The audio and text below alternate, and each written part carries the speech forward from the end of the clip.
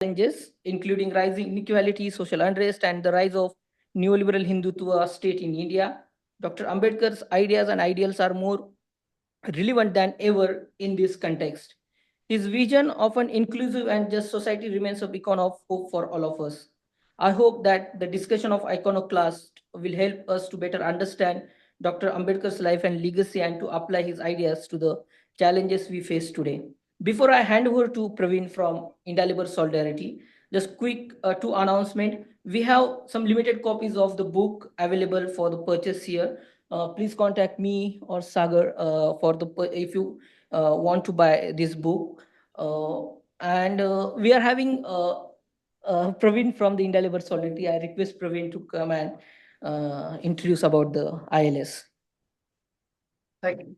Thank you so much. I won't take a lot of time because I believe it will be a really rich discussion. So thank you, SOAS Ambedkar Society, for organizing this event and everyone for coming along and joining online as well. I think Dr. Anand Teltumbde is one of the most important thinkers of our time. And you have a fantastic panel with Jens, Dr. Jayaseelan, and Professor Radha D'Souza too. I'm Praveen Kolaguri. I'm part of India Labour Solidarity, a UK-based collective that advocates for solidarities across global labour movements through a focus on worker struggles in India and in the UK. We also extend our solidarity with people who are resisting colonialism and militarization, as well as broader aspects of imperialism that perpetuate labour and climate injustices. And we want to thank Dr. Anand Teltumbde's scholarship, particularly the caste and class analysis, which forms a key part of how we approach our work. And through this platform today, we also want to extend our condolences to the Muslim community in India impacted by the police violence in Sambal region, which resulted in death of 5 people and many more injured. This violence was during a survey to check whether there was a temple under the Shahi Jama Masjid, the 16th century mosque. These events are a result of right-wing Hindutva, of course, but have been made possible by the legacy of retired Chief Justice D.Y. Chandrachud Singh, who made it possible for these surveys to happen through the liberal interpretation of Places of Worship Act 1991. We also extend our solidarity to Mulwas Bachao Manch, a forum of Adivasis in the Bastar district of Chhattisgarh, who were recently banned by Home Ministry of Chhattisgarh for opposing the military camps displacements due to mining and environmental degradation in the region for more than 3 years. So thank you all. Thank you, Praveen. I will not take more time. I will hand over the session to our chair, Jens. Yes, please.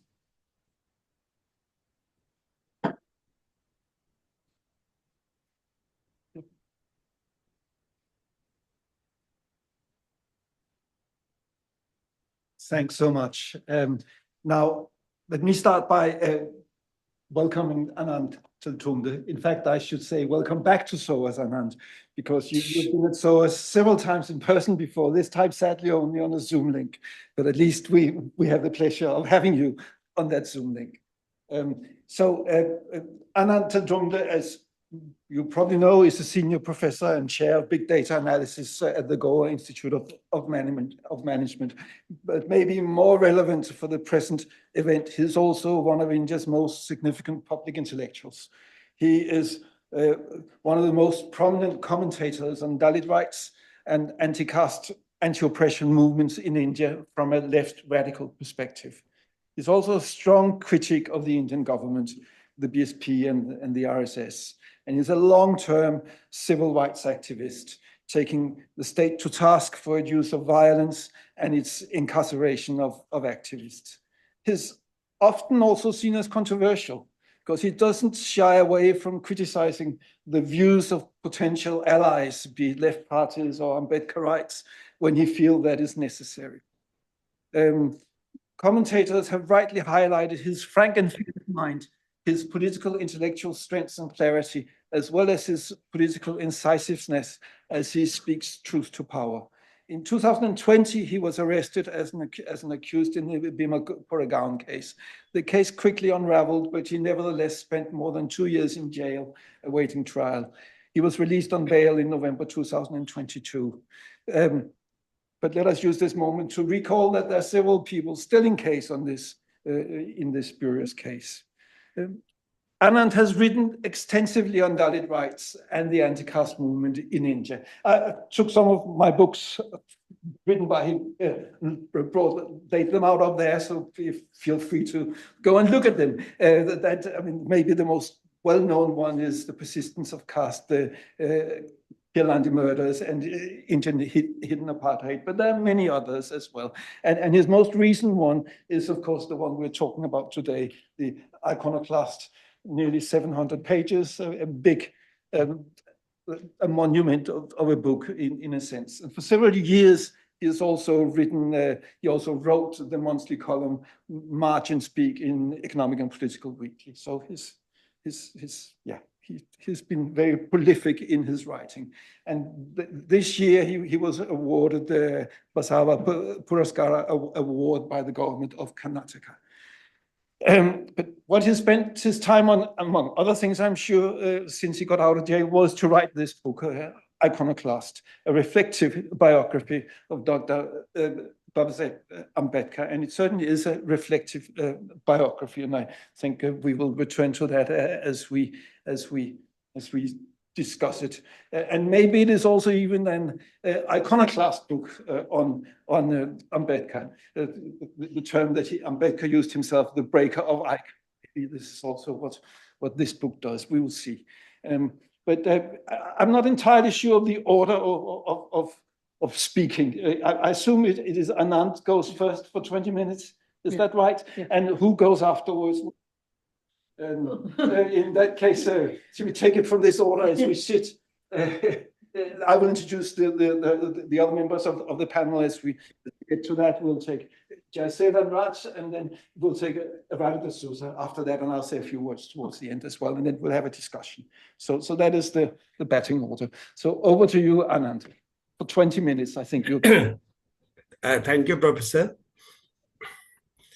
First of all, I'll beg your pardon for my voice, because for past 10 days I've not been well, and even today I am running fever, but we will manage this program anyway. At the outset, let me express my appreciation to Abhishek Bhosle for taking the initiative in organizing the discussion on my book, Iconoclast.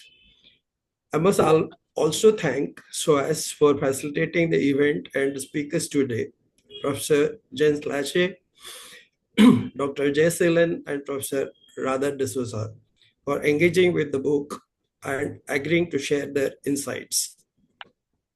And of course, the audience, both online and offline.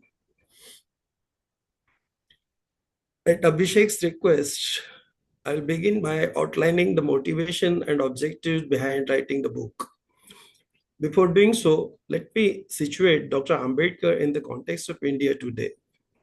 For those unfamiliar with Indian politics, it is crucial to understand Ambedkar's legacy to appreciate the significance of his biography.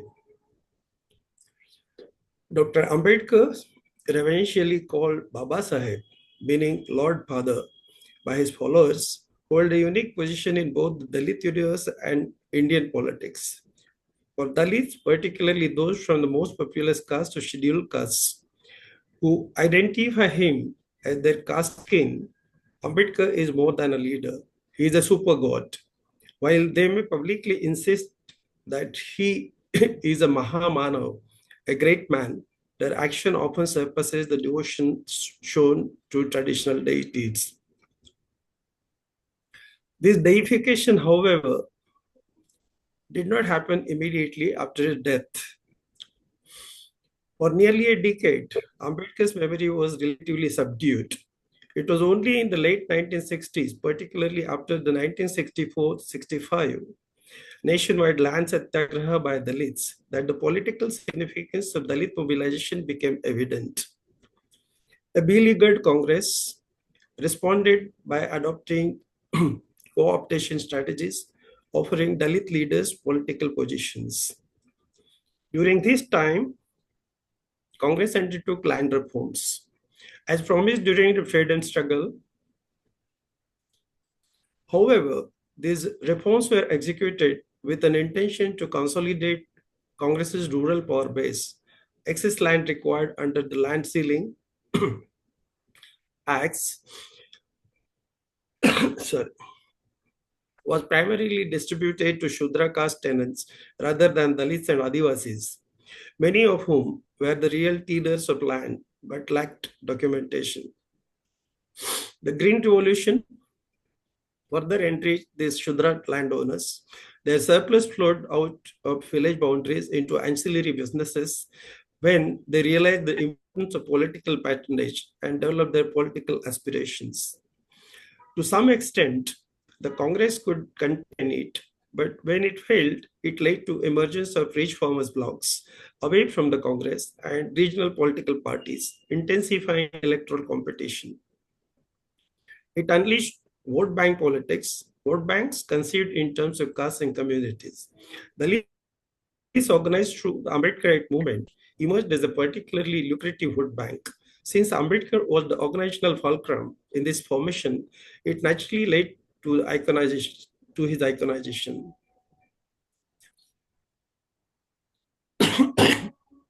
Sorry. Each political party competitively demonstrated how deeply it is devoted to Ambedkar in order to endear itself to Dalits. This manifested into a visible trend of erecting Ambedkar statues, naming of roads, squares, and such things after him. The state patronage reinforced the identity which even the minor Dalit caste educated youth could not resist. Political actors treated Ambedkar as a unifying proxy for all Dalits, despite the underlying caste dynamics among Dalit communities being poorly understood. Today, no political party or leader in India can afford to ignore Ambedkar. His influence spans a population over 225 million Dalits, including over 132 million from populous caste alone. There is no leader in history who enjoyed such an emotional bond with such a large population. However, the iconization of Ambedkar has come at a cost. It has devastated Dalit politics by causing organizational splintering and ideological disorientation. As Dalit masses grew more devoted to the Ambedkar icon, they became disillusioned with their leaders, leading to weakening of Dalit political movements, thus trapping themselves in a vicious cycle. With his writings and speeches becoming accessible through the volumes published by Maharashtra government since 1990, interest in his thoughts began growing. It coincided with his birth centenary, the advent of neoliberal economic reforms in the country, and collapse of the Soviet citadel. The vested interest projected it as a triumph of Ambedkar, projecting him as a neoliberal economist or an ardent communist opponent. This process also saw the rise of Ambedkar study centers, departments for Ambedkar thought, Buddhism, and Pali language in universities, attracting most Dalit students. While ostensibly celebrating Ambedkar, these initiatives often serve dual purposes, engaging Dalit students in low prospect academic pursuits and keeping them away from critical thinking about the material aspects of their lives. The growing interest in Ambedkar's thought brought some analytical insights into his leadership and the Dalit movement. It also resulted in flood of superficial literature, centering catering to a growing market for Ambedkar-related works, boosting identitarian orientation among the Ambedkarites, particularly the growing Dalit middle class, who did not find moorings in prevailing social settings. By 2000, thick layers of myths, hyperbole, and even falsehoods were cast over him. The educated Dalit had no mean contribution to this obscuration of Ambedkar. With the spread of social media, the trend caught on. and soon became uncontrollable. The hagiography was already building around Ambedkar even during his lifetime, but it was intrinsic. With the support of the state, it transcended all bounds, and with it went Dalit disorientation. It is not difficult to see the relation between the process of iconization and Dalit falling into the lap of right-wing BJP. The impact of this process may be enumerated as follows. Packaging Ambedkar into a godhead and promoting a bhakti cult after him, inducing sectarianism among Dalits that blinds them to their own deprivations, manifesting the nations that we have arrived among certain upwardly mobile Dalits, identitarian obsessions manifesting in the oxymorons like Dalit capitalism, Dalit bourgeoisie, etc. Blocking critical thinking among Dalits and promoting pop intellectualism, strengthening caste identity and disorienting from the goal of annihilation castes, helping the ruling class parties to sell their ware in the name of Ambedkar, making Ambedkar a major prop of the system and justification of the status quo.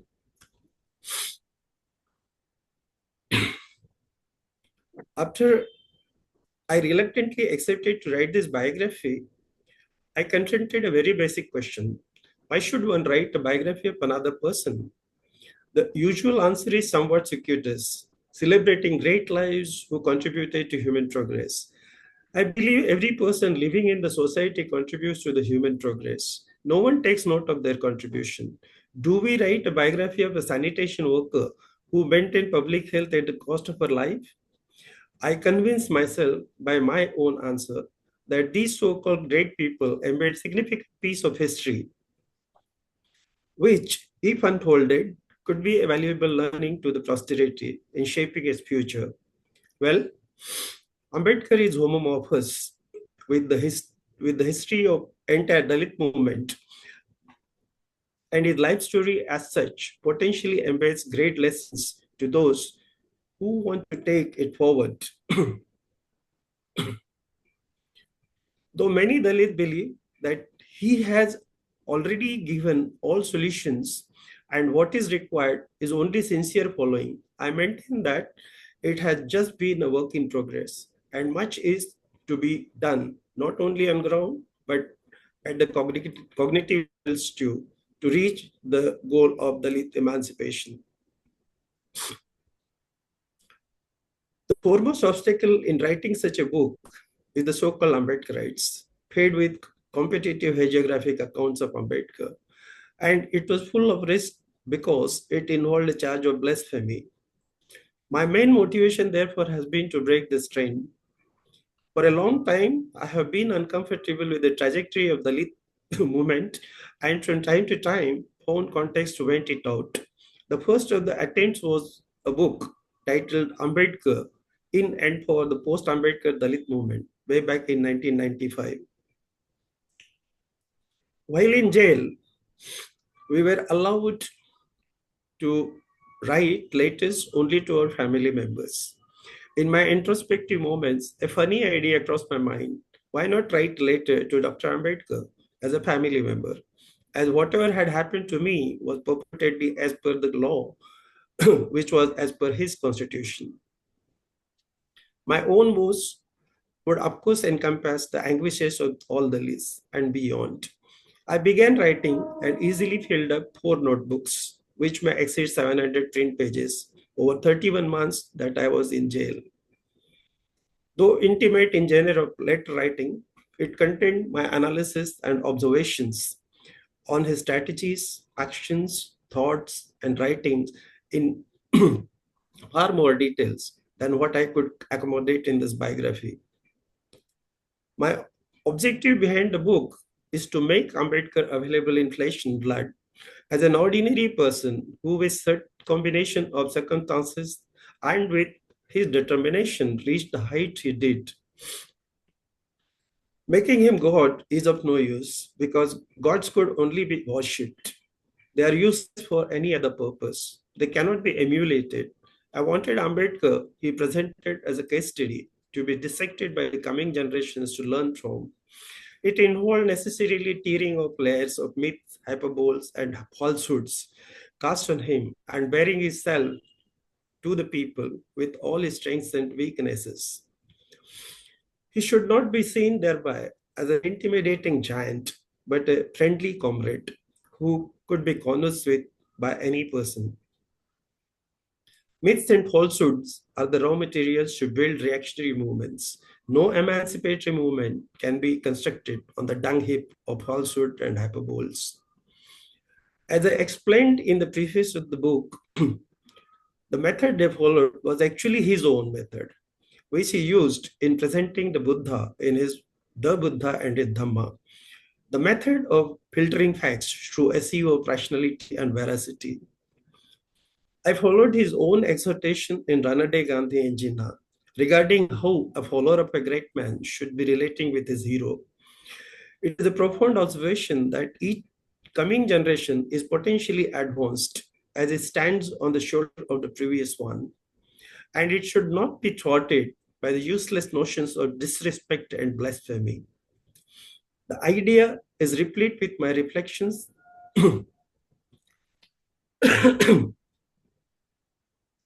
and my questions on every significant event, action, and idea of Ambedkar. I have resisted the temptation of elaborating them, as the book would run into volumes and may perhaps be counterproductive. But they are serious questions that need to be engaged with by readers. At the same time, I have discarded many issues which, according to me, had no or low salience to our contemporary problems. I do not have pretension that a single book of this kind will change the orientation of such a large mass of people, but I do have a modest hope that it will seed the idea of how to look at Ambedkar and indeed all great people. I would stop here and eagerly look forward to listen to discussions of esteemed speakers. Thanks for, for your patience. Thanks so much. Thanks so much, Anand, for being here for starters, because I can hear that you are still not fully recovered. So thanks so much for, in spite of that, giving this presentation, and lots of food for thought in what you said, but that we will return to.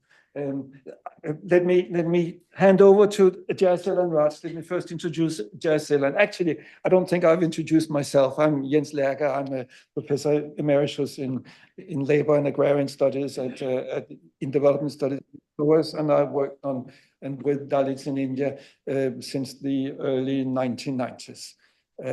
But Jayaseelan Raj is a senior lecturer in anthropology and international development at King's College.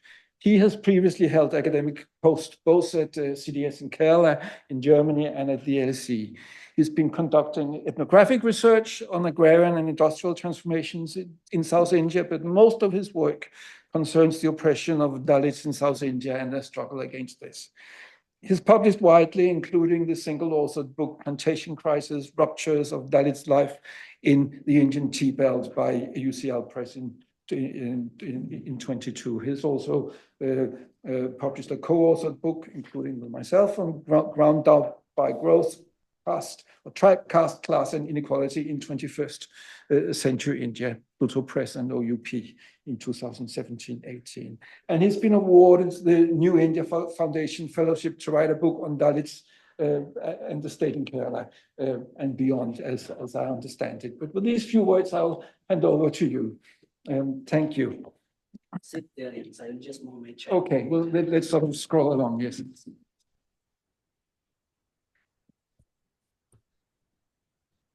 Hi, Anand. It's good to see you. Thank you so much, Jens, for the generous introduction, and Abhishek and others for organizing this event and for the invitation. So I have like, what, 15 minutes? Or, yeah. Okay. So I'll just begin by the structure of the book. I'm not going to into detail of each chapters, but I'll just mention the structure, then move on to the key aspects of the book, then my own take on the book. So the book begins. The book is divided into 8 chapters, with the first 7 chapters focusing on what Teltumbde identifies as the 7 phases in Baba Sahib Ambedkar's life. The last chapter provides a critique of the way Ambedkar was received in the wider social and political life in India, and the way certain movements failed to realize the anti-caste ideology or sentiments. So I will let you just dive into yourself into the chapters, because it's huge and it will take at least more than 15 minutes for me to go into the details. But I will just mention a few things which struck me. First is the methodology. And as the title of the book suggests, it's a reflective biography of Ambedkar, and it's reflective at multiple ways. So one is a reflection on the context within which social and intellectual development of Ambedkar takes place, and that is one reflection. Second, it is a reflective in the sense that Teltumbde registers reflection on the way events as discussed in Ambedkar's other writings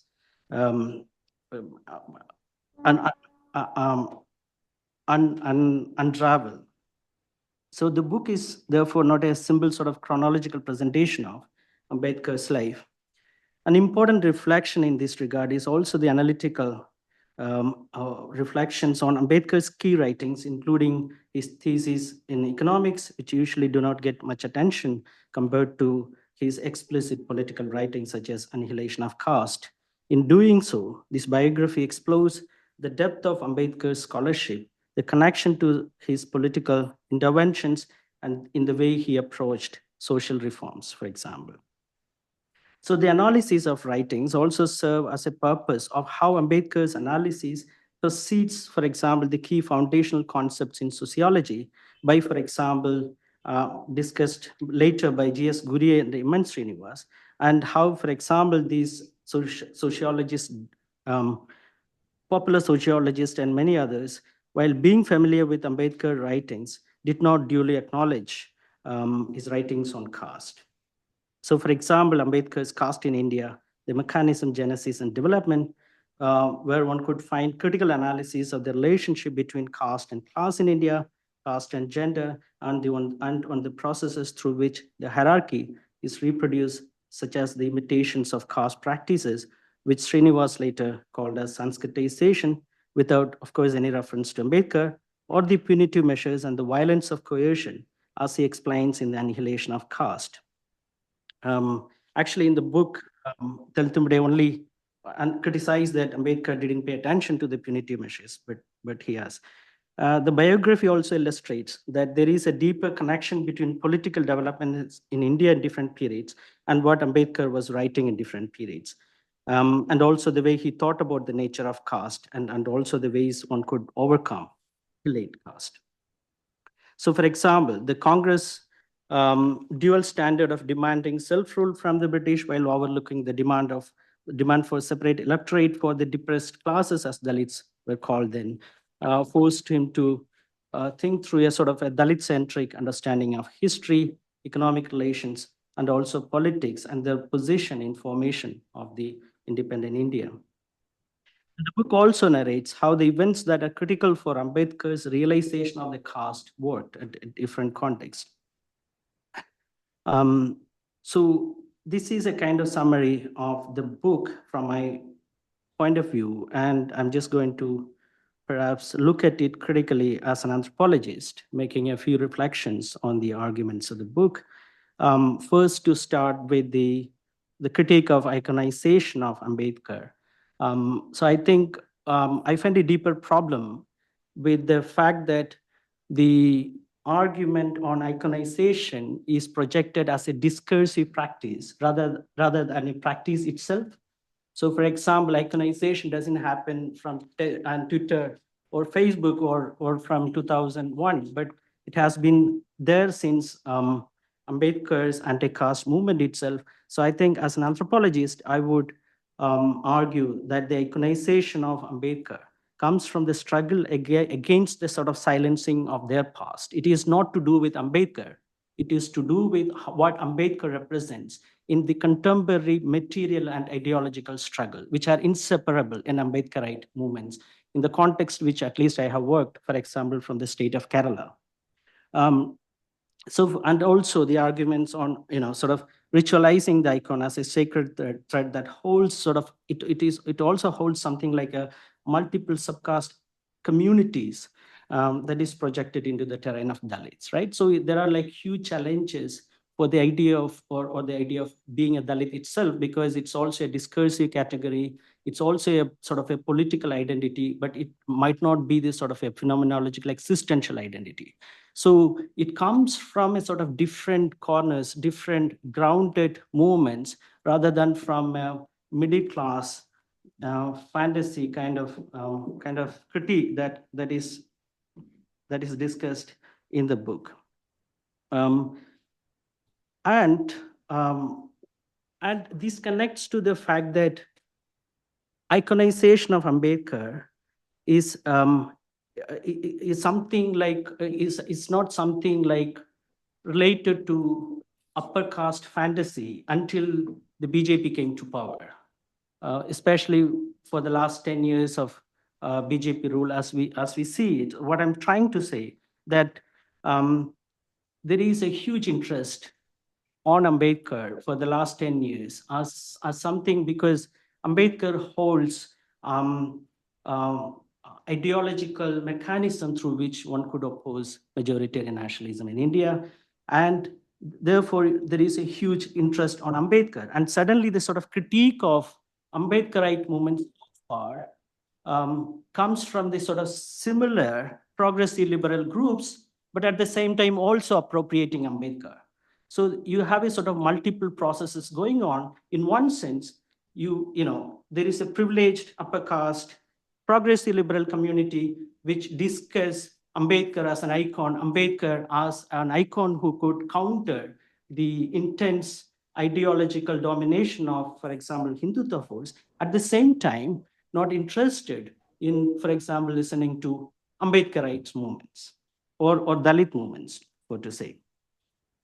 So that is at the sort of a political level, but also there is a deeper connection between iconization of Ambedkar and the processes of caste, humiliation, discrimination, and marginality within India.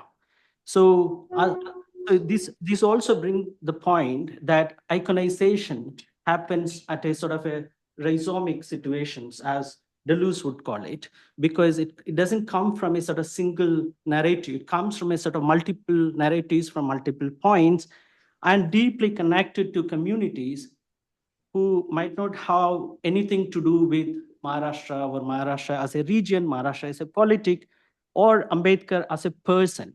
But what Ambedkar stands for today is very much connected to the contemporary struggle as realized by Teltumbde in the book, but it is, I would say, it's already there in the counter narratives of Dalits at multiple levels. So what I would call here is to have a sort of deeper sympathy for those who take refuge in Ambedkar as an iconic figure. It's a liberative act, not as not as an act of alienation, because he's a source of a sort of emancipation, which is in a real sense. Okay, it's not a rhetoric. I will come in a minute why it's in a real sense. Okay, and the point is, you do find with any progressive movement such sort of iconization. Okay, so let me give you a very short example. So recently, means few years ago in Kerala, a Dalit movement was under attack by the mainstream left and the conservative forces because of certain practices. Like one practice was that they wear a black T-shirt with Ambedkar's photo in it. So the fundamental question, so when you actually want to look, it actually comes from a sort of deeper racialized sense of casteism from both mainstream and the left, because you would find the Red Volunteer March of, for example, CPIM or CPI. No one questioned why do they wear the red shirt, right? So why? So for example, how this is reified in one sense, how it is seen as something away from the normal, because the normal is so hegemonic, even the progressive normal is so hegemonic that we fail to see. And another point is that one also need to provincialize Maharashtra, I think, because when you look at Ambedkar's own life, mostly it happens within the context of Maharashtra, but also, of course, in the international universities. But at the same time, someone who might not be familiar with the sort of terrain of Maharashtra, so my point is that when you look and analyze Ambedkar's views on, for example, Marxism or capitalism or caste class, you can't just go back to the realities of Maharashtra in terms of what Dalit movements in Maharashtra do. Okay, so you have to look at widely in terms of what Dalits were doing with regard to, for example, communist movements or anti-capitalist movements. So, for example, I will give you an example of Kerala.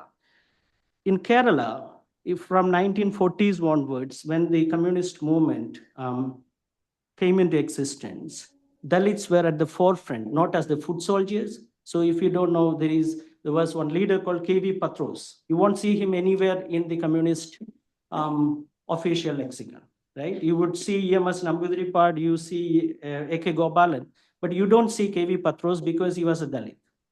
He was a Dalit and he was one of the leading figures of communist movement. And many of the Dalits were part of different kinds of left movements until 1970s, when they realized that they have to have a different strategy because those movements have failed to address caste questioning. Okay, so they are the one who actually spearhead anti-caste Dalit-centric movement. For example, in Kerala, who are already Naxals or already communist, who are already left liberals, who have read Marx enough, who have read communism enough, who knows Marxism as an ideology.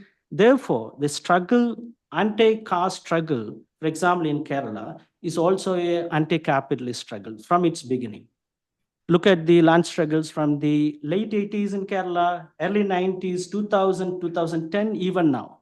And there we have to pay attention to who is actually organizing land struggle, who are leading struggle against, for example, Coca-Cola in Kerala, against other corporate companies.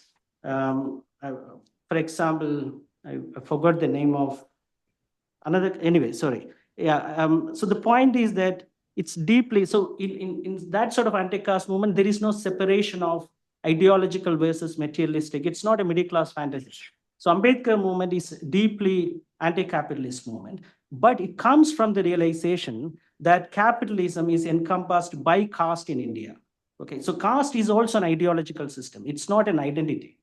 Therefore, it can't be reduced to a sort of identitarian movement, because it itself is an ideology which could encompass even capitalism. So capitalism operates within caste, but often caste is reduced to the way how capitalists, for example, make use of caste in reproducing relations of production. That's only one aspect of it, right? And that's why, and then we have to again go back to Ambedkar to pay attention not only to the way he talks about class and communism or Marxism, we have to really pay attention to how he talks about caste, right?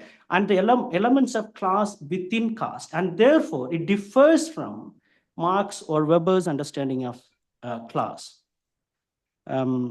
So we need to understand it at sort of politics of different levels, including the sort of politics of counter narrative, where you can't separate both ideological and material. Thank you.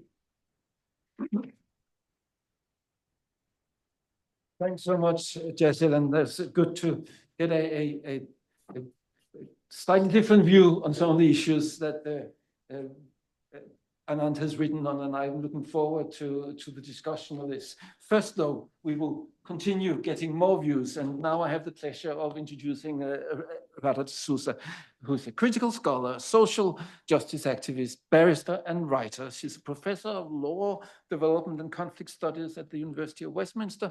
In India, she also practiced as a barrister at the High Court of Bombay and worked with labor movements and democratic rights movements as organizer, as an activist lawyer. She's written and published extensively on a range of subjects and issues concerning social and global justice and the global south. This includes the two books, What's Wrong with Rights, Pluto 2018, and Interstate Dispute over Krishna Waters back in 2006 at Orion Longman. And with no further ado, I'll hand over to you.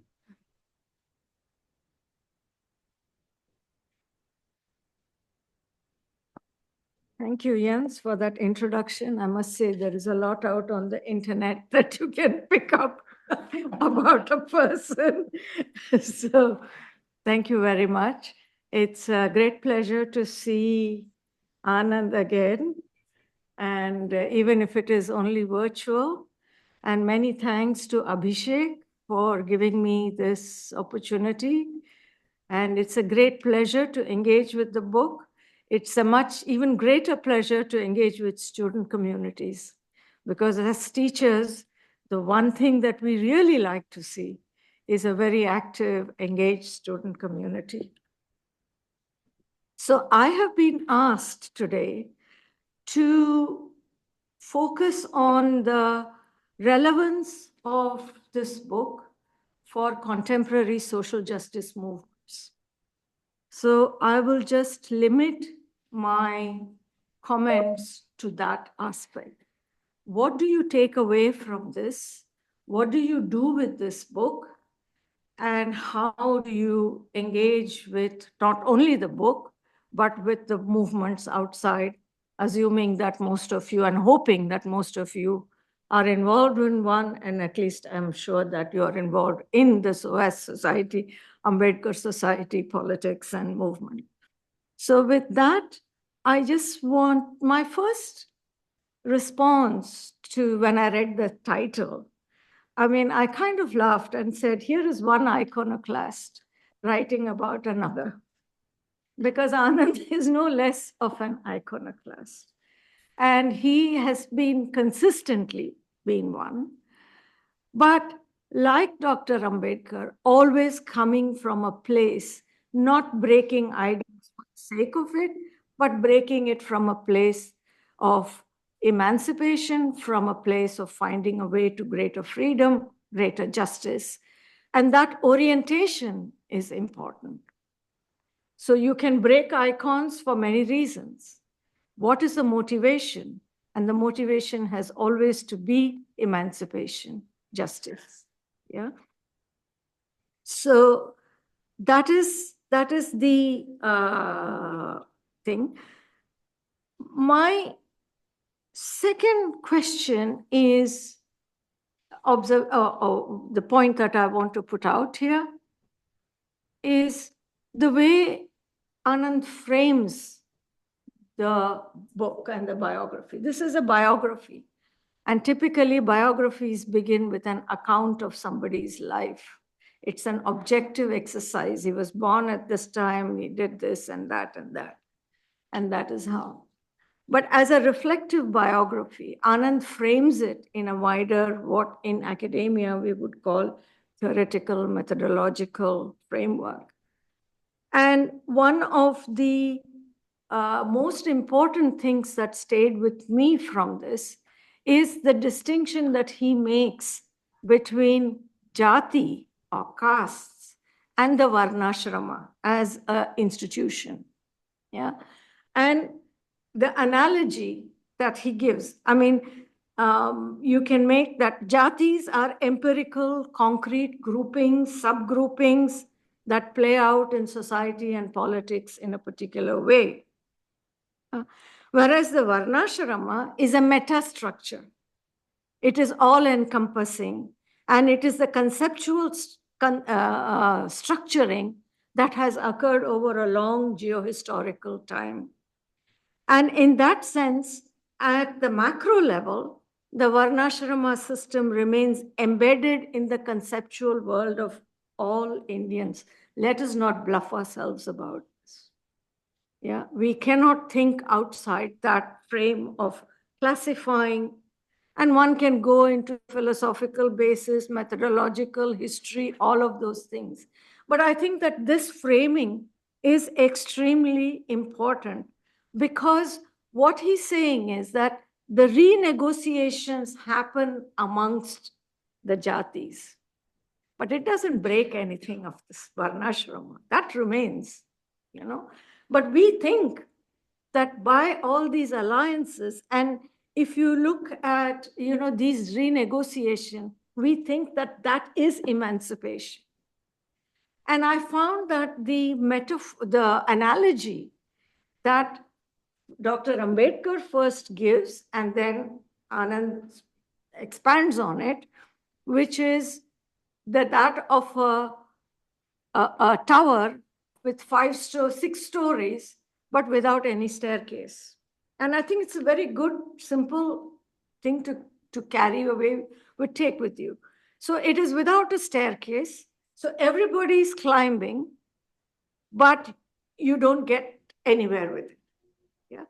And to that, Anand's addition to that metaphor or modification of that analogy is that you can, it's a tower where the first 5 stories have a staircase, but the 6th story has no staircase.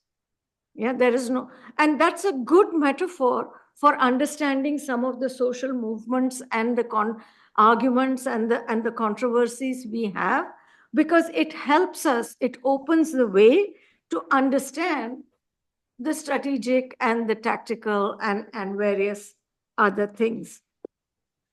And this is an important thing because it also opens the way to understanding democratic politics in India today. I mean, if you just look at Akhilesh Yadav and the way how beautifully he combined and played this whole, you know, caste, subcaste, subcaste logic, bringing them together, giving somebody this, it's extraordinary skill. If you look, you have to give credit to Akhilesh Yadav for that. But that is the way in which it, but when you look at it as the meta level and the micro level, then you can see that none of that changes any of the meta level thing. So, and this happens in all the other states. So arising from this, I think there are several related questions for social movements. And one is, you know, what does the dynamism of caste politics at micro level and the resilience of the Varnashrama at the meta level, what does it presuppose? Yeah, because the dynamism of the various jatis trying to, you know, wrestle and compete and try to act, it actually congeals caste identities, because you have to belong to some caste identity to be able to do this climbing stairs thing. If you see that at a meta level, if annihilation of caste is the main goal, then this doesn't take you anywhere there, even though it gives you a feeling that you are annihilating caste. And that is why that distinction, I think, is so central and important to keep in mind when we try to engage with these things. So I thought that was an important takeaway that we can do it. Identity remains the foundation of democratic politics.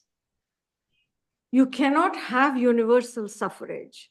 You cannot have other forms of, you know, democracy. You cannot have economic democracy if you are going to, if democratic politics is structured around identities. So it's an interesting kind of dialectic that opens up. The second point that I want to make is that when we talk about caste, we talk about Dalits, we talk about BC, OBC, you know, all of that stuff. But there is also another kind of caste at the other end. And I think Jyotiba Phule, it was prescient. He kind of nailed it when he said that the leadership of the independence movement, he said it was a Shethji Bhatji alliance. And the Shethji Bhatji alliance, after independence, has flourished. Yeah, it has flourished. But we don't call it caste. The Shethji Bhatji alliance goes in the name of the nation. Yeah, the nation, and the nation does not speak in terms of caste. It does not speak in the language of Brahmanism or Baniya or, you know, whatever. It speaks in the language of statistics. It speaks in the language of GDP. It speaks in the language of, you know, that is the nation. But what is the nation? It is also a caste construct. It is the Shethji Bhatji alliance. They won the independence, and they won it by crushing all the others by whatever other means, you know, and we don't have to go into that. But that was one of my thing. So our national identity, I want to slightly kind of go into, all of you are students here, so I can take the liberty of, you know. So if you look at let us call it Buddhist methodology. If you look at the Buddhist methodology and approach it from that point of view, yeah, one of the core ideas is unity in duality. So if there are these two castes, let's say two ends, yeah, there are the Dalits and there are the Shethjis, Bhatjis. What is it that holds it together? Every duality is held together by something. And that is, and that is an important thing which we don't think about, because when we are living in this first story to the fifth story and not thinking about the sixth one, then we get stuck in that thing. And the duality is held together by the continent, the place, you know, and Dalits don't have what you call a homeland as such. We are all one nation, but there is no concept of a nation. So India is a kind of interesting paradox, because we are a nation state without a nation, without dissolving any of those things. And that means that the micropolitics of if the micropolitics of caste and the Shethji Bhatji alliance, I mean, when they talk in the language of statistics, India is home to the 5th largest malnutrition children in the world, the 5th largest alongside sub-Saharan Africa. Yeah, and it is also the richest, some of the richest top 10, whatever, they all come in that category. So one has to ask, these malnutrition children, do they not have a caste? Are they casteless? You know, and one can go on about this, women's nutrition, women's things. But by leaving the nation to that caste and leaving the identity to this caste, we are not able to put the two together. And I think that the nation forces us to put this together. Whose country?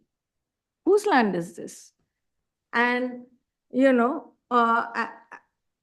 and what kind of nation do we want? Do we want a nation where, you know, we have towers without staircases? Do we want a nation that is, you know, where we don't have malnutrition children? And if you approach it from that end, then I think you are forced to look at issues through a different kind of lens. So my point is basically we need to consider the caste issue from the top end, the middle end, and the tail end. And if we don't link up those things, then I think we get a limited view of what caste is, etc. I mean, and you look at this extraordinary argument that we are facing now. Religions that have come from other countries are not Indian. But people who are born in this country, they can't be Indian. So, religions that are born in this country are Indian. But people who are born in this country are not Indian. I mean, what kind of logic is that? And what kind of thing is that? So that is why I think that that is an important thing to remember. Just tell me when I'm finished with my time, okay? Okay. The other thing that I just thought I will mention is on the question of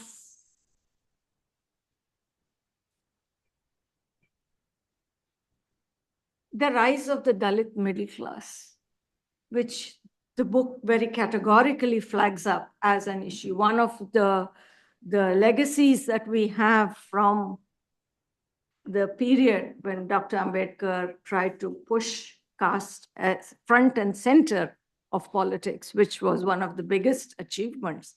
So it cannot now be taken off the agenda by anyone. And that is a great contribution. But one of the things, the products of that is the rise of this middle class. Now, middle classes have, by their very nature, they can go this way or that way. And Anand has talked about which way they are going now. But we are in SOAS and we are in a university student, a society context. And so I want to flag up this question of theory that the book raises, that Dr. Ambedkar was profoundly influenced by pragmatism as an ideological, theoretical construct, and by Fabian socialism, and by liberalism, the French Revolution, equality, fraternity, all of that stuff. But that was the zeitgeist of that time. It was the spirit of that time. Everyone was influenced by that. Nehru was a Fabian socialist, right? Dorab Tata invited Sidney and Beatrice Webb to write his labor policy. So that was those times. That time has gone. The time for liberalism, the time for that is gone. And everywhere we are seeing this, not only in India, but we are seeing this everywhere. And that makes our challenge doubly, challenging, if you like. Because what is our approach to this? You all have to write theory and methodology for whatever that it is that you are writing. One of the things that has always, and this neo-Buddhism conversion has been talked about a lot. Yeah. For the debate about if you convert to Buddhism, then do you get, better? Are you out of the caste system? Then what happens if you lose benefits because you have, these debates we know. And we know about the conversion, Dr. Ambedkar's call to Buddhism late in his life, etc. But this middle class that has come up, it has not even, we have so many PhD students, we have so many others, Dalits and non-Dalits for that matter. And I see many of them coming, they come to London, they come to Western universities, they study, and then they start talking about Derrida and Foucault and this one and Agamben. And, I had someone telling me that day, Agamben, was public law came from Rome. I say, but you are an Indian. There was no Rome and there was no Roman law in India.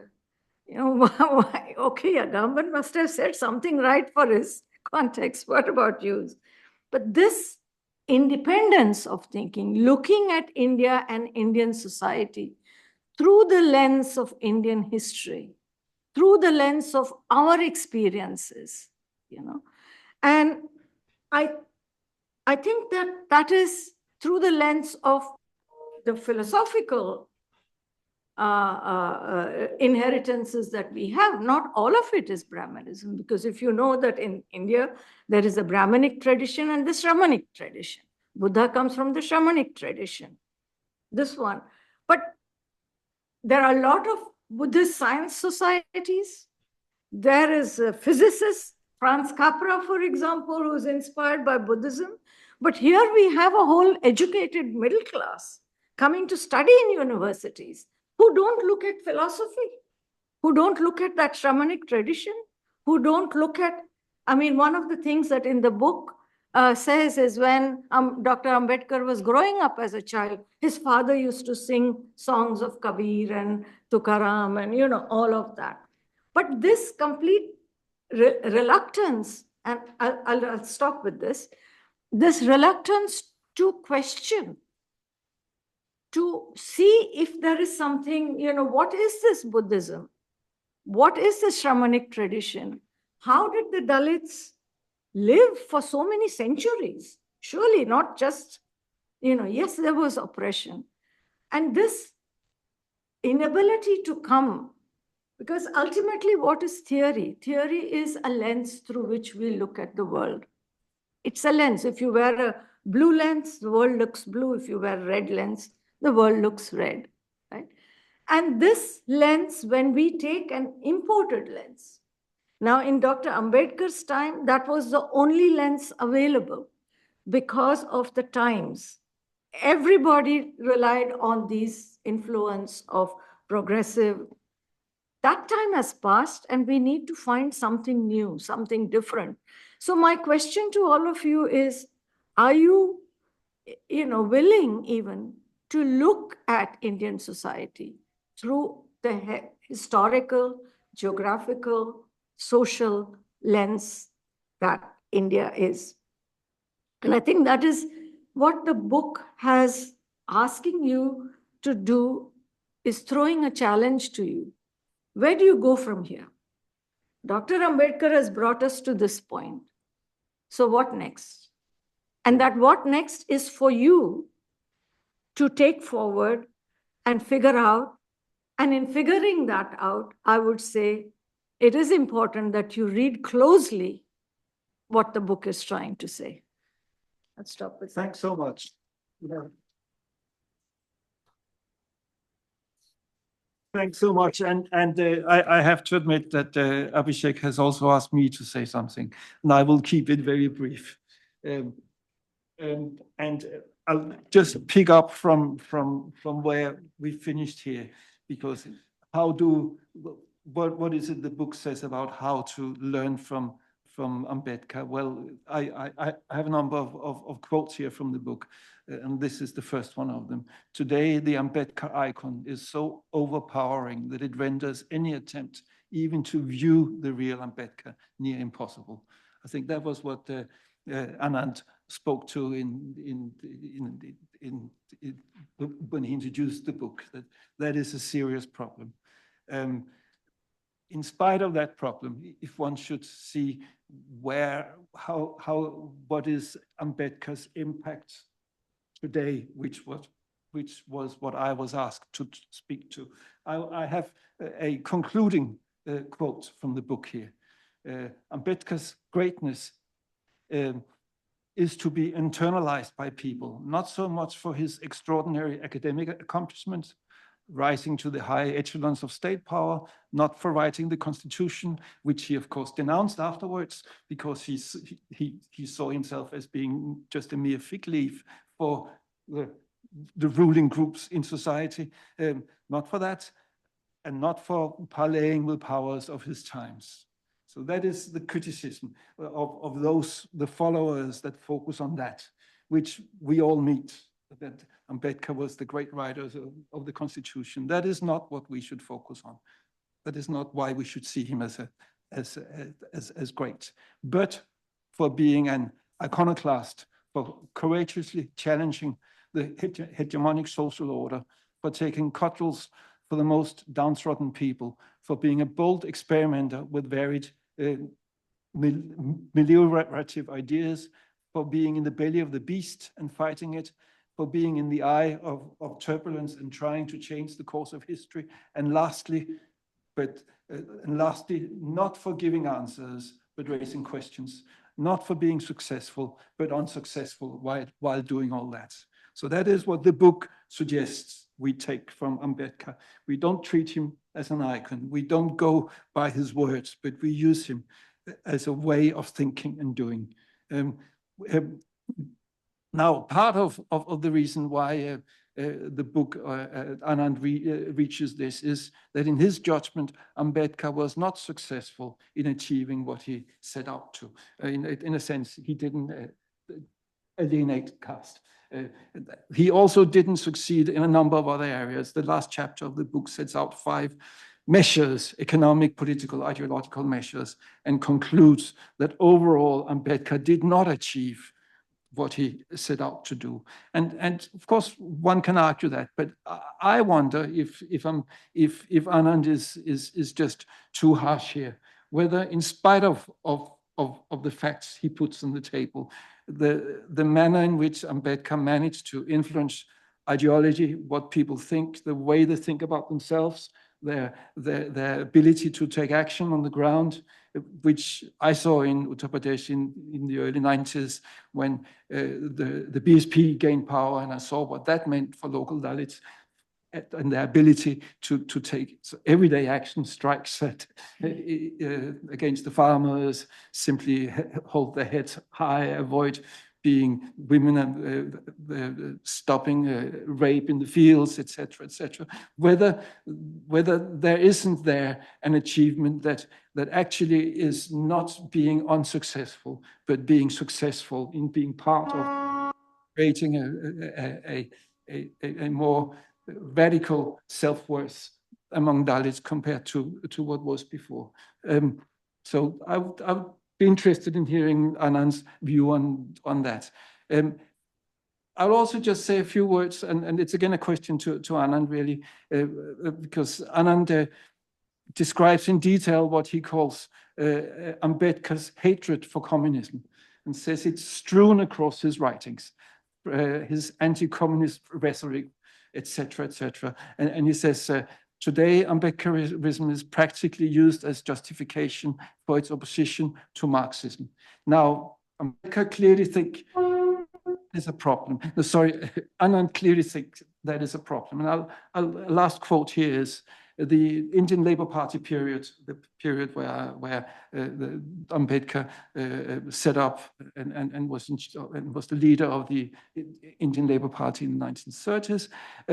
Period marked the most radical period of Ambedkar, during which he almost struck with what could have been the formula for the revolutionary transformation of Indian society. His identification of capitalism and Brahminism as the enemy duo of the working class, and its demonstration on Bombay roads in the form of protest march against the Koti system, will remain an inspiring example of the struggle against caste and class combined, or a class struggle embedding anti-caste struggle within, which is what Indian revolution needed. And then the class-caste politics of Ambedkar during this phase had the potential to shape the politics of the country in radical ways, but it would come to an abrupt end, which he then outlines. So my question is, what would this left Dalit alliance look like today? Would it be possible today? Or has that moment passed? Because one thing is we can criticize Ambedkar. We can also maybe look at how he is being used today, what he does, and which openings that are there based on that, on which opening that are not. And it would be very interesting for me certainly to hear more on that. And on that, I will stop. And I think we have. I expect the format now is that we will ask Anand to reflect on some of the points that are being raised here. And it's for you to choose which of them, or how many of them, but we have had a fair few points raised by the different commentators. So I will leave it with that and give you let's say 5 to 10 minutes, because we would love to have questions and comments from the people who are here today and from online, so to broaden up the discussion. But to start up the discussion, Anand, it'd be great to hear any comments from you. Over to you. Oh, thank you so much.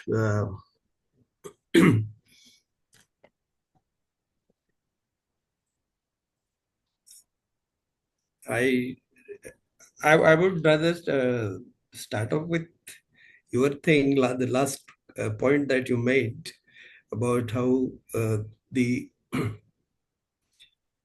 left and Dalit kind of alliance would look like today.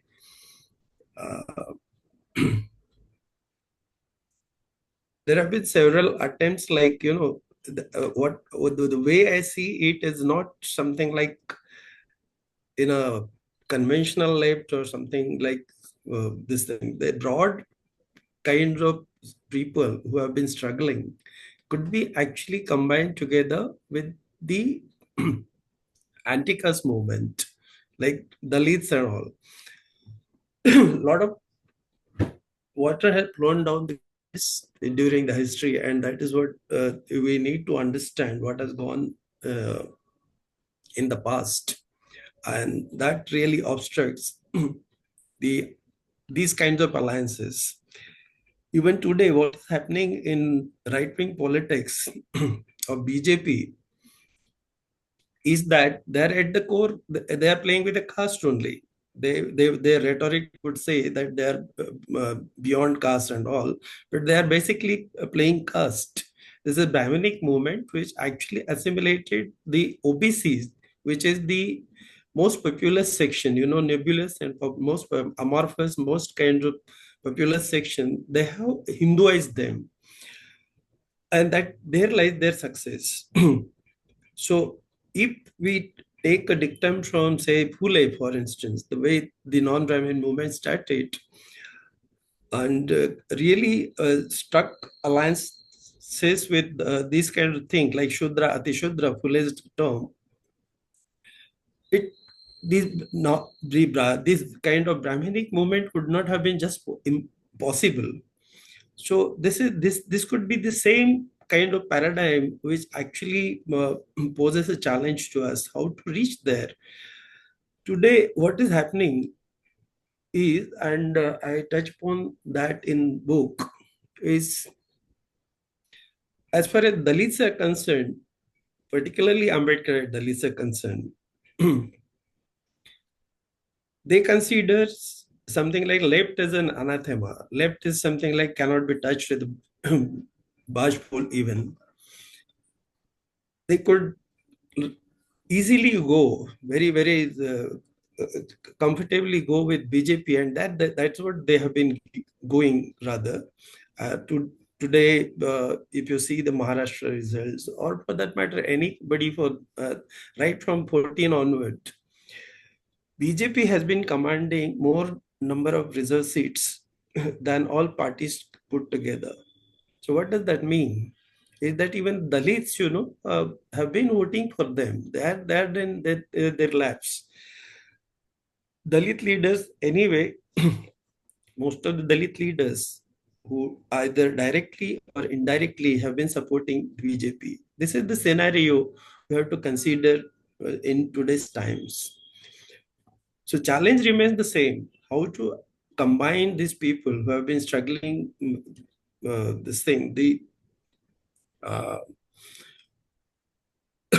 whether that is in terms of left, that means various kinds of workers, etc., whichever caste they belong to, and the Dalits. So if they come together, probably again, same thing can be sort of recreated. The OBCs, for that matter, have been quite brainwashed into thinking that they are not they are not the they think themselves as a Kshatriya, that is kind of in jail, etc. I just probed in with certain people. So what their argument was that foolish Shudra actually are the untouchables. We are the Shudras, we are the Kshatriyas. That's what they say. And this has been drummed into them. And they have been successfully detached from this kinds of thing. But if today, if we strike these kinds of alliances, and this would be the only way of doing the politics, not necessarily, one cannot think of now sublimating to revolution, etc. But this is the only political alternative that is available to people. All kinds of oppressed people coming together is a simple kind of formation which can uh, prevent this kind of fascist overtures of the Brahminic classes. I don't know. Jayaseelan talked about something like Iconoclast, etc. I might agree with him. Yeah, then it is not something like to dismiss something. Icons are not necessary. So is the case of with identity too. These are all necessary, but beyond point, there is always a point beyond which that becomes something like counterproductive.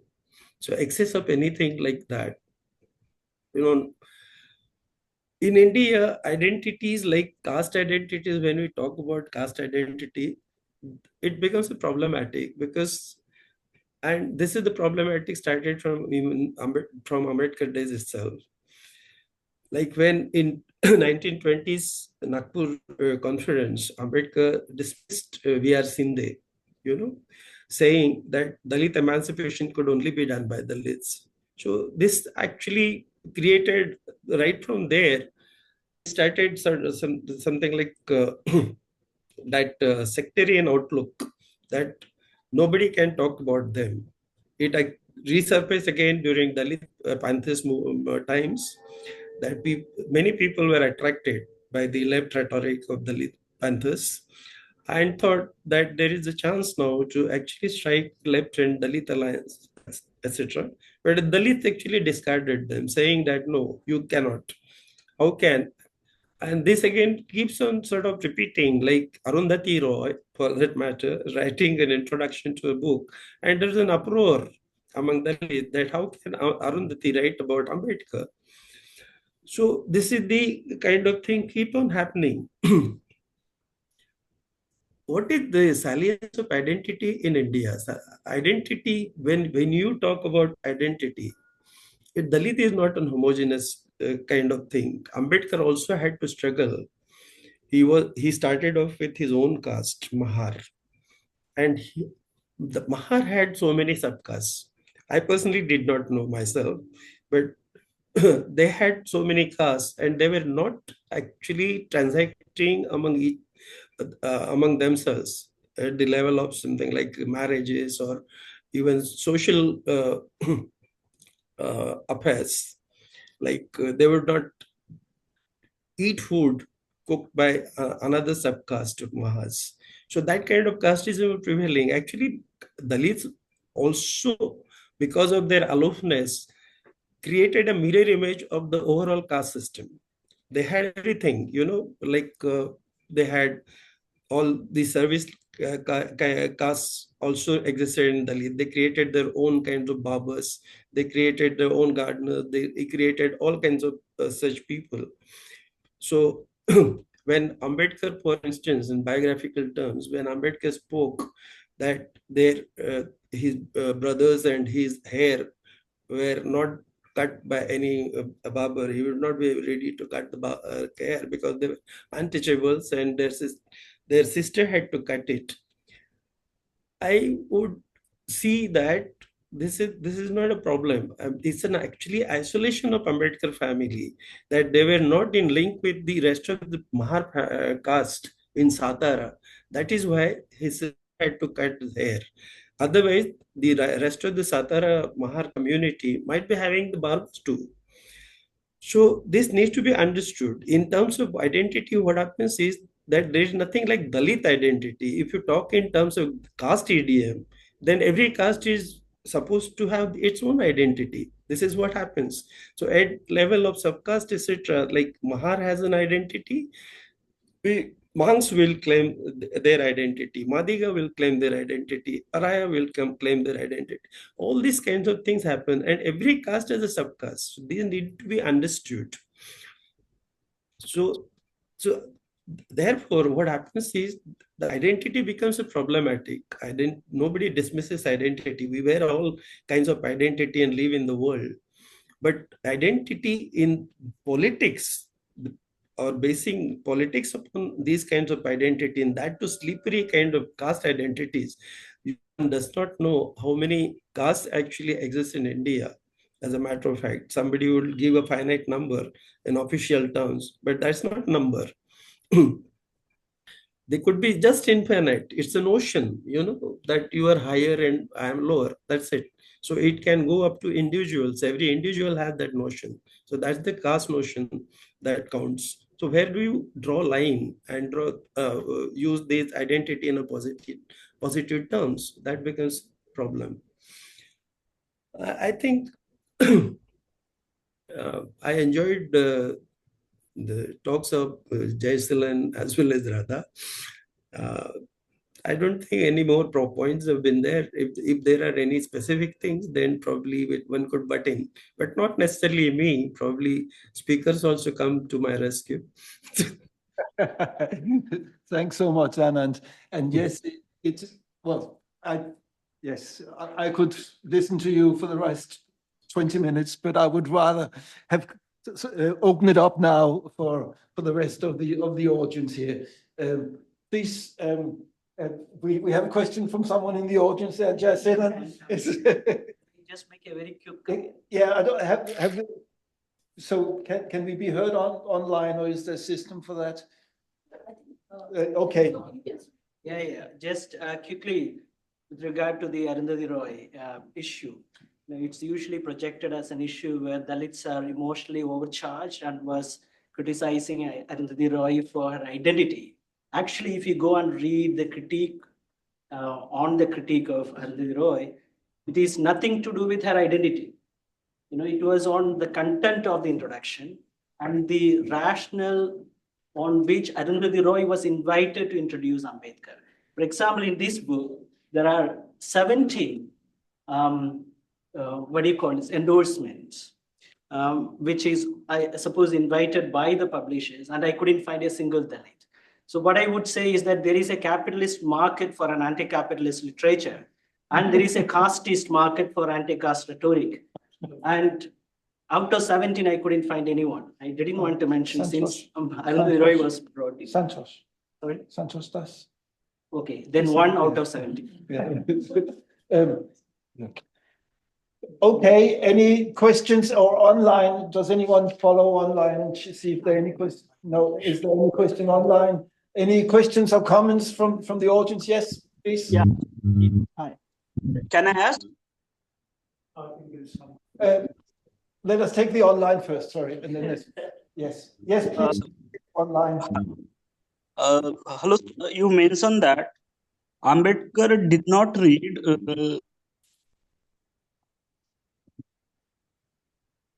Hello? Marxism, though he claimed to have.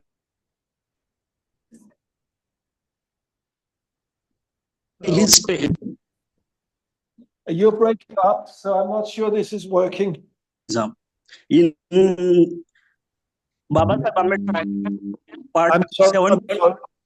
I'm sorry, it's not working. You're breaking up. We can't hear you. So you'll have to write your question instead in the Yeah, chat. then I will write it. Okay. Okay, thank you. Meanwhile, we'll go to the person here. Two questions, I think. Most of them, I think everybody will have something to questions I have. One is with regard to Ambedkar's role in this politics. There was the idea of separate electorates was one form of politics that he had championed for a long time. And then there is, of course, the Pune Pact, and then after that, that was dropped. But then, even after denouncing the way that he was used as a hack, as he claimed in drafting the constitution. There, even within the Ambedkar movement, I don't see a movement to sort of re-establish something electorate. Where does the Dalit movement stand there, and why do you think there was no real calls to sort of reintroduce this idea? And secondly, this is regarding, since Jayaseelan Raj had mentioned Kerala, regarding an ongoing controversy in Kerala where a minister has apparently insulted the constitution.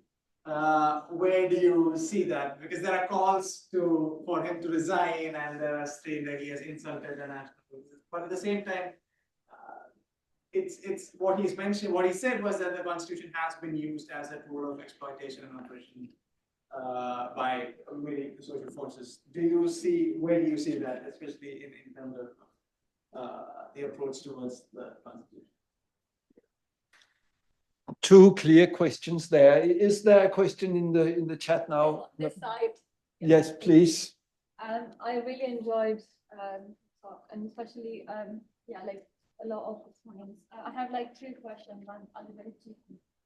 One, like the point which was raised by Dr. Radha, it was quite interesting how the idea of theory itself, when it comes from the oppressor's knowledge production system, how do you apply that then to the oppressed experiences? And I'm doing my own research right now on Goldsmiths, and I'm finding that a lot too. There is this obsession with oppressors' theories, and I don't have a question about that, but I thought that was quite an important point to raise. The question I have for Dr. Teltumbde, first of all, I wanted to say it's really incredible to see you. Even it's virtual space, it feels really, incredible to see you there. My question is, homogenization and simplification of Ambedkarite Dalitness, which is a default for Dalit heteronormative men at the very center, that leaves behind a large population of Dalit non-binary, Dalit queer people, and Dalit women, including Dalit trans women, at the margins of margins. When you critique iconization of Dr. Ambedkar, how do you dissect and also critique this yet another homogenized, hegemonic, oppressors, hierarchical being repeated as a structure of oppression within marginalized communities? That's my question. And I think we have a question. We have a couple of questions. I think the best we can do is to take all the questions, because we've only got 10 minutes left. Take all the questions, and whatever time there's left over, we will give to Anand and to the panel to respond to. So let's take this question here over there. Yeah.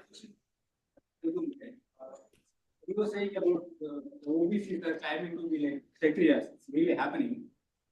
But there is the other side of the politics is the BJP, Federal Party, which are dominated by upper caste, are accommodating these OBCs, like giving them some posts or like nominated posts or like even the like so-called today's Hinduism also.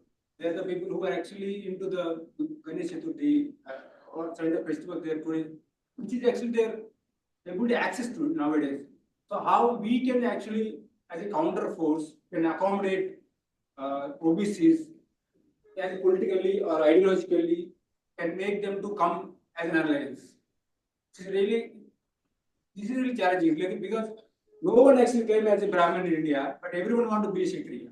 Right? And the Brahmin said, no, there is no Kshatriya now. That we know, like, but politically accommodating people also actually make them materializing their life, their lifestyle, whatever is happening. So as an alliance between the Bahujan or the Dalit masses, how we can accommodate OBCs, the larger masses. Thanks. And we have a couple of questions more here and one online. Please. Okay, my question is very simple. Like as Dr. Ananda said that there are infinite number of castes over there. how we get rid of this caste identity. Some people are saying that revolution will end the caste system. At the same time, I have come across some people who say first we have to get rid of the caste identity, then there will be revolution. Otherwise, there can't be a revolution. What's the solution? What's that? Very interesting question. Thanks. Please. Yeah, my question is, what does Dr. Teltumbde think about some anti-caste people making an argument that Ambedkar at that time supported, compared what Israelis were facing at that time to what the Dalit people were facing in India, and now are using that argument to support Israel. Does he have any view on that? Very good. So let me read aloud the questions from the chat, and then we have a few minutes left. Now I can't see them anymore. There are too many for me to read. I'll start with this question. You argue, Anand, that OBCs have been brainwashed and Hinduized, making it difficult to form a Sutra-Ati-Sutra alliance. Do you also believe that OBCs perceive an alignment on their interest with Hindutva? Yes. Additionally, wouldn't the concept of Sutra-Ati-Sutra alliance also fall within the framework of identity-based politics? So, what is the solution, I guess, is the question. My question to this, you mentioned that although Ambedkar claimed that he to have read Marx thoroughly, his opinion on Marxism was based on the news from the Soviet Union under Stalin. However, Ambedkar himself claimed that he read Marxism in detail. So my question is, what is the basis for your argument? We can't go on. I'm sorry. We've only got 5 minutes left, but we have to cut somewhere. I'm sorry. Yeah, sure. So we will have to cut here and ask Anand. You have got now a very long list of comments and questions. Pick whichever from them that you think you can answer usefully in this short time that we have. Actually, I couldn't hear properly. I didn't get any of the questions, excepting for operation within operation, like the gender issue, Dalit women's question that was put forth. I am sorry. I thought the system here meant that it would go out. Would you like to? So what I can give you then is a chance to say whatever you want in the next 5 minutes. That is the best we can do. I think it's more to listen to you than to take another round of us. So the word is yours for 5 minutes. If you want to say anything. But what to say? Can you, if somebody has understood, can the question be repeated? One or two I can repeat some of them, yes. The first one is separate electorate. Did that ever become an issue again after it didn't happen? Yes, separate electorates. Yeah. So what the meaning? What the question on separate electorates? Did it fall off the Ambedkar's agenda, or was it ever resuscitated as a political issue? Actually, if you take it in a chronological level, Ambedkar kept on changing his stance on separate electorate also, and say, like on Montagu-James reforms, during that he asked for separate electorates, and Simon Commission's time, he actually he switched over to joint electorates with reserve seats. And again in Roundtable Conference, which was a sequel to the Simon Commission's thing, he insisted on separate electorates. Then in Pune Pact, that tussle with Gandhi happened, and he agreed with joint electorates with reserve seats. And rather, immediately after signing the pact, he was happy. He said that if Gandhi had taken this kind of attitude in roundtable conference, probably all these kinds of things could have been avoided. So he was so happy. Happiness because probably the resources were increased more than double. But thereafter he realized the folly, and immediately thereafter he started speaking against it. So this was going on, and as he reached in Constituent Assembly, and incidentally became its chairman of the drafting committee, while piloting the draft, again Ambedkar actually supported the joint electorates. So one does not know. And after constitution, after coming out of the Constitution Assembly, after resignation from Nehru cabinet, etc., again he started saying that the Pune Pact itself could be annulled. The separate political reservation should be annulled, and the separate electorate should be given. So this is what it is. So if in terms of Ambedkar, that what I said last time, that is, you take it as a valid, then probably last time he utters that the separate electors are wanted. That is true. Separate electorate and joint electorate, the basic difference is that the representation would have been more authentic in separate electorate. There's no doubt about it. The joint electorates, the way it is operated, there is empirical evidence that all this is rather the insurance for the ruling class parties, which is provided by the reserve seat candidates. The SC/ST people who actually go on reserve seats, actually biggest insurance for the political parties. And the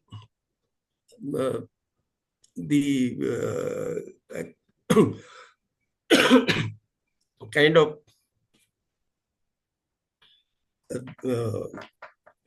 politics in that is very obvious. The joint or separate electors were in the interest of Dalits. At least with a fewer seats, a truer representation probably could have been thrown in the legislative bodies. Yeah, I think that's it. Thanks. And it's also something you've written quite a bit on in the book, of course. So that's another reason for reading the book. Now, we really haven't got time, but let me try and put two questions to you and see if other people join, or if the next cohort actually wants to come in, we have to give over the room. But so just two questions. The one was the one I think you heard, which was the oppression of Dalit, queer, and women at the margins of the margins. How to critique this kind of oppression? Have you got any views on that springs from your study of Ambedkar or in general? And the other was this: one of the last questions: how to get rid of caste identity? Revolution, or should one get rid of caste identity before revolution? What comes first? It all depends upon what is meant by revolution, So the revolution itself is something like destroying all these kinds of primordial identities, etc., and getting onto a higher plane. That could be one definition of revolution. If you take the limited meaning of revolution, Ambedkar critiqued it, that if the kind of revolution that the communists were talking about, if that comes true, even they will have to fight the caste again in post-revolutionary society. So that is very clear. As regards the question of Dalit women and their oppression is concerned, it's a much larger question, and that's a real question. But again, that needs to be sort of seen in a sans-caste way, because women do suffer all across these oppression, and that needs to be sort of, that probably is not accommodated even the classical revolution, however you stretch it, and you have to put in extra efforts. My solution to my brother's solution, meaning my view is that the way these struggles are to be imagined, like caste, class, gender, etc., they need to be sort of all combined together. Nothing can be automatic. No revolution can solve all kinds of human societal problems. So, like classes, the way need to be embedded. Even if you take a Marxist framework, then I would say that the class conception itself should accommodate the caste divisions as well as the gender divisions, and within that it will have to be thought out. I just commented upon Baba Saheb Ambedkar's kind of view of women's emancipation. It's very, very shocking for many people that he, at the fag end of life, after the Diksha Bhumi, in a felicitation program, he said that what are these women doing in a parliament? Why should they be in parliament? Who will actually manage their household and the children? And then one can go back and see that this person actually talked about equality of man and woman and the education of women, etc. And still he actually had that kind of notion. So how do you really interpret it? So these are the kinds of problematic. Baba Ambedkar, perhaps what he meant was that women and men could be equal, but provided they do their respective roles. So that gender differentiation was still there. He was living in his times. So that needed to be understood. Thank you so much. And I think we have to finish now. And I think this was a very fitting final remark because it shows the iconoclast approach that you have taken in your book to Ambedkar. We get a story that includes the warts and all for sure in here. And it was a pleasure to read it. And it was even more a pleasure to meet you again, even under these circumstances in this way here. So thanks so much for making it, even though it's now near midnight in India and you're not well. So, and thanks to the panel and to all of you for turning up and the organizers for making this possible. And that remark, we have to stop because we must be out now from this room. Thanks so much. And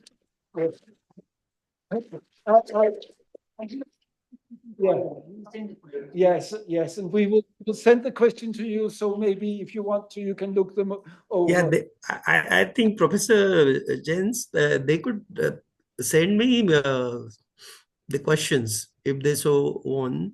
I would definitely answer them. Abhishek can display my email. Yes, so, I will share your answer with the attendees also. Yeah. Thanks so much. Yeah. And I see there's some books for sale here, but Abhishek might say more of that. I will say thanks for now. Thank you so much. Thank you, Jens, for chairing this session, and Radha and Jayaseelan for joining us. And of course, big thanks to Anand. We have some copies of the book, those who want to purchase. One more announcement. We are inviting Sambhaji Bhagat, anti-caste singer from India, in March. Those who are interested, because you are from the different universities, those are interested to join us in the organizing these events or for the collaborations, you're welcome. Please join us. Yeah. Thank you.